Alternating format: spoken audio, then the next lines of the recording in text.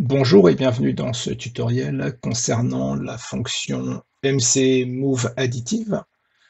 Cette fonction permet d'ajouter un mouvement en cours, un nouveau mouvement, tout en gardant la position cible. Et donc en fait, si par exemple la position cible était de faire,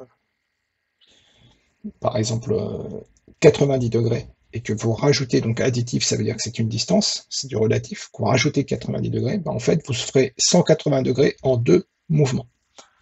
Donc, l'explication est ici, bien sûr. Le projet, comme le lien vers cette aide, seront disponibles dans la description. Donc, le bloc fonction remplace un autre bloc fonction de positionnement actuellement actif sur l'axe. Il effectue un mouvement vers la nouvelle position cible qui est calculée à partir de la position cible du bloc fonction précédemment actif, en plus de la valeur distance qui est ici.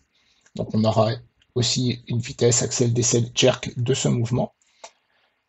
Voilà, et si la fonction est exécutée sans autre bloc actif, ben en fait on fera l'équivalent d'un MC move relative.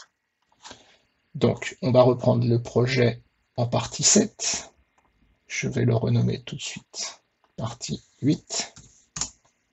Voilà, et on va travailler uniquement sur l'axe 1. Donc dans Axis Control, je me suis rendu compte qu'il y avait une petite erreur juste sur le commentaire, donc rien de grave. Voilà, c'est fait, c'est corrigé. On va récupérer le move relative. Voilà, c'est fait. Ensuite, ici, donc, move additive. On va récupérer donc en PLCO, PLC Open Motion Single Axis Move Additive. OK, on valide. Là, je récupère juste le mot additive. Voilà. Vu que c'est un booléen, c'est fait. Et donc, je remplace ici tous les appels des instances. Ici, enfin pardon, des entrées, des différentes entrées. Ici, l'appel de l'instance. C'est tout pour ici. Ensuite, dans la visu, on va déplacer la partie torque contrôle.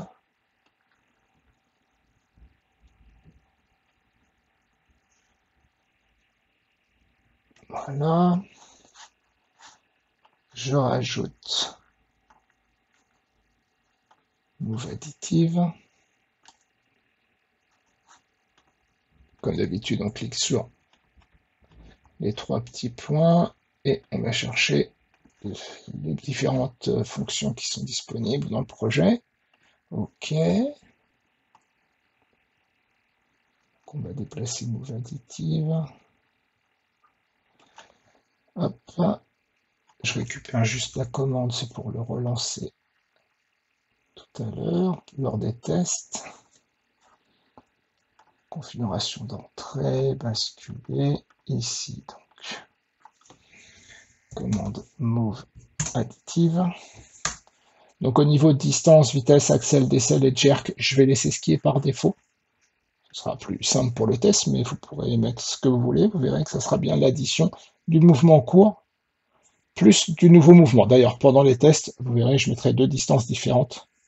Un mouvement en cours et puis après on lancera l'autre mouvement. Voilà. Ça c'est bon. Eh bien, on se connecte au contrôleur. Oui.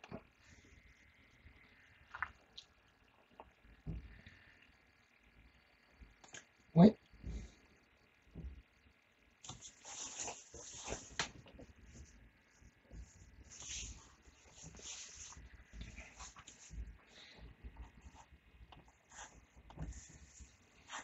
Voilà, donc là c'est prêt, tout est prêt. Je me mets en run, je suis bien à la position 0.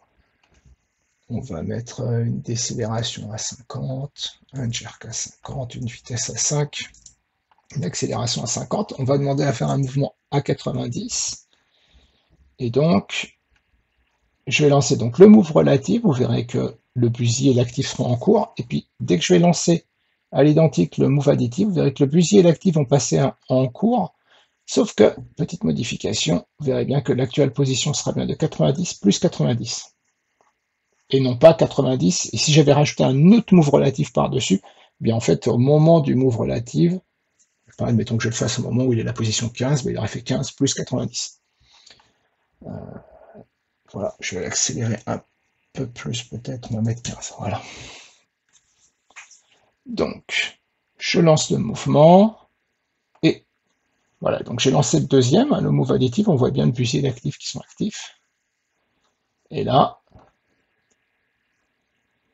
on va bien s'arrêter à 180. Si je relance à 0, que je demande à faire un mouvement, alors là on va faire un mouvement moins vite, puisque je vais le faire plus court, on va faire un mouvement de 30, et après, pendant que ça sera parti, je ferai une petite modification pour passer à 90, donc le total fera 120. Je lance 90 et je relance. Voilà, on a bien passé les 30, hein. Donc maintenant c'est fait, et on va bien s'arrêter à la fin. Alors, sauf que j'aurais dû changer la vitesse aussi, mais dans ces cas-là, il vaut mieux le programmer, c'est plus facile, mais on va bien s'arrêter. Voilà, à 120. Ce tutoriel est maintenant terminé.